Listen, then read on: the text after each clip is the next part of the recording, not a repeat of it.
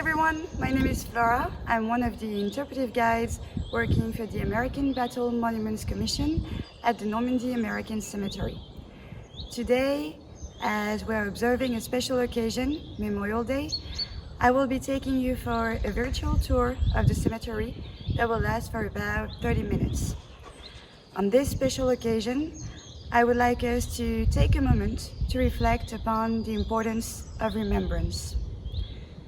In 1906, George Santayana, a Spanish philosopher raised in the US, wrote, "Those who cannot remember the past are condemned to repeat it." And we will see that as a permanent place of remembrance, the Normandy American Cemetery does allow generations and nations to come together around a common cause. More than 9,000 headstones stand before our eyes when visiting the Normandy American Cemetery, then representing more than 9,000 American men and women who did not make it back home. As we are staring at these headstones, I would like you to see them through the lens of a World War II veteran, Mr. Robert Kaufman. Mr. Kaufman visited this cemetery in 2012. And to the visitors who gathered around him, he expressed how blessed he felt to have survived Normandy, to have survived the war, and to have been able to go back home and start his own family. And obviously, given his experience, as he was walking among the graves, he was prompted to think about all the lives that were cut short, that were represented here. And he did the math. He multiplied 9,000 times 50 years, the average number of years that these men and women still had to live. You can do the math yourself. 9,000 times 50. As Mr. Kaufman said, you come away with the staggering total of at least 450,000 unlived years represented in this one cemetery. 450,000 unlived years with all the potential of each life and of each year. As staggering as this number may seem, we need to keep in mind that the more than 9,000 men and women buried here are those whose families decided to have them buried here. Many more were repatriated. We also need to keep in mind that more than 1,500 other service members were never recovered and are honored in the Garden of the Missing. And finally, we need to keep in mind that this cemetery is one of the 26 permanent military cemeteries maintained by the American Battle Monuments Commission around the world. In the end, the hundreds of thousands of unlived years represented here remind us of the then young generation that was shattered during World War II. But we'll see that every name engraved here is also a reminder of what World War II meant for next generations. We're now standing by the grave of Corporal John Howe. Johnny, as his friends and family called him, was born in 1919 in Georgia, and he was the fourth of 8 children. With such a big family and growing up during the Great Depression, he had to start working from a very young age in tough jobs like turpentine or picking tobacco. He later moved to Jacksonville, Florida, where his father was living, and there he worked in a grocery store. In 1940, he joined the Florida National Guard, and he was later inducted into active duty. He first went to Camp Blanding, Florida, and then to Fort Benning, Georgia. During one of his permissions, he went back home to visit his mother and siblings, and he also visited a young lady called Alma, whom he had known since they were teenagers. They fell in love and they married in February 1943.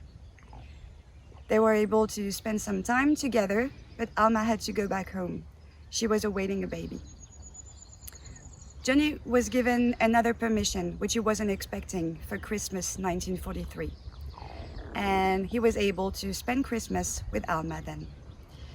He was really lucky because December 24 in 1943 was also the day his daughter Dale was born. So he was able to meet her but he had to leave 2 days later. In January 1944, Johnny was assigned to the 119th Infantry Regiment of the 30th Infantry Division, which was training at Camp Atterbury, Indiana at the time. Shortly after, he was sent to Boston, Massachusetts, and like his comrades, he was issued light clothes. So he first thought they would be going to the Pacific, but he wondered, why were they going east then? The light clothes were eventually exchanged for heavy clothes, and Johnny was deployed to the south of England in 1944, in February 1944. There, he trained intensively with his comrades, and at the same time, he turned 25. He started making plans for his future. In letters he wrote to Alma, he told her about the little house he'd like to build her anywhere she'd liked once the war would be over. In the few days following the D-Day landings, John landed at Omaha Beach, and he helped establish a beachhead along the Normandy coastline. In the following weeks, the Allies faced heavy resistance from the German troops, and their advance was clearly delayed. The port of Cherbourg, for instance, which was a major Allied objective, was only taken by the end of June 1944. And although it was left in a very bad state, almost completely destroyed, and had to be rebuilt by the American engineers, having this port under control meant that troops could eventually be built up and supplies could be carried. Early July then was time for John's 30th Division to advance southward inland. John, as part of this unit, advanced towards another major objective, the town of Saint-Lô. And only a few days before Saint-Lô was liberated, and only a few miles north of Saint-Lô, John was killed, most probably during a mortar attack in the area of Pont-Hébert. He lost his life on July 12, 1944. This picture of Alma and Dale had been taken on June 5, 1944, and mailed to him, but it arrived too late for him to see it. John then died at the age of 25, having met his daughter only once. Dale, on her part, grew up without having any memory of her father. After the war, Alma and John's mother were asked to decide where they wanted John to be buried. They eventually chose to have him buried in this permanent overseas cemetery along with his comrades. They said they had made this decision mostly because facing a funeral service several years after the war would have been like losing him a second time, and they just couldn't face it. Growing up, Dale said she first wished her mother and grandmother had made a different choice, and then she would have been able to go and visit her father's grave. But then she realized how peaceful and beautiful this cemetery is, and she realized how well cared for and well remembered her father is. She realized that thousands of visitors come every year to pay their respects to him and his comrades, and that even presidents and kings had come, especially on D-Day anniversary commemorations. Finally, she realized how grateful the French people still is towards the Americans who have fought and lost their lives here. She learned that her father's grave has been adopted by a Frenchman named Joël. Joël belongs to an association called the Flowers of Memory, an association that has been created upon the initiative of a World War II veteran, Mr. Frank Towers, who had served in the same division as John. Joël, like all the members of this association, commit to come at least once every year to place flowers by the graves they have adopted. As I was talking with Dale recently, she told me that it was only in the last 25 years that she had learned so much about her father's military service and sacrifice, and that she was finally able to honor his memory. And she also said that this was really thanks to her French friends.